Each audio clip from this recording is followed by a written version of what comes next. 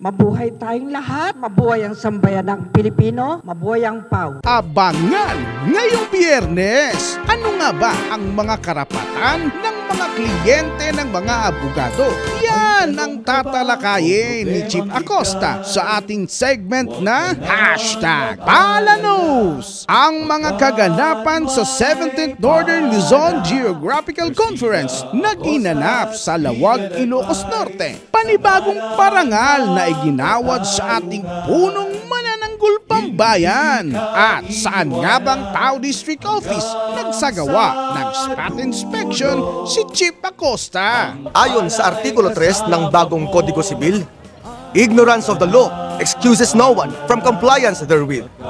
O ignorantia legis non excusat. Ang kawalan ng kaalaman sa batas ay hindi palusot sa hindi pagsunod nito. Kaya ang pagkakaroon ng sapat at tamang kaalaman sa ating mga batas at karapatan ay siyang magsisilbing gabay sa mapayapa, masaya at makabuluhang pamumuhay.